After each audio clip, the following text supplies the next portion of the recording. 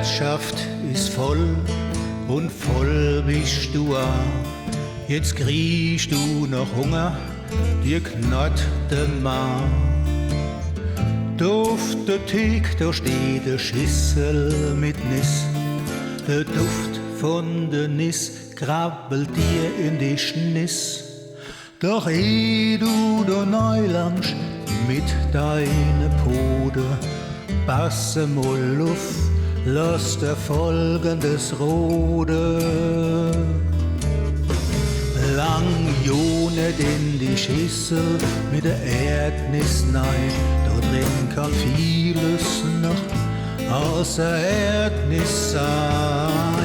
Keime, Bakterien und Viren, die tun in der Schüssel residieren. Bei stell dir mal vor, wo die Leid vorher waren, bevor die mit der Griffel in die Schüssel fahren.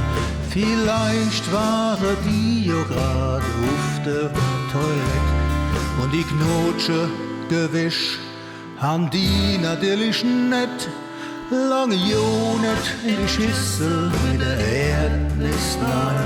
Da drin kann vieles noch außer Erdnis sein. Fingernägel, Schuppe und lockische Ohr, die kommen in der Schüssel vor. Die sind verumme, die nis, wo du stehst. Und dass die verumme sind, das ist das Problem.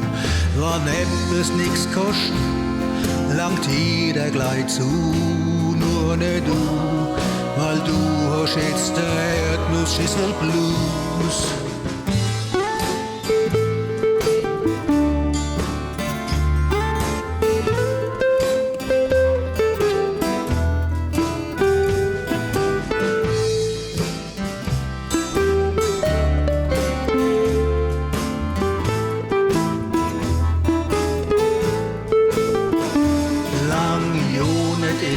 Schüssel mit der Erdnis nein, da drin kann vieles noch außer Erdnis sein. Knoschte, Krotz und Grind ist was man in der Schüssel findet. Oh, oh.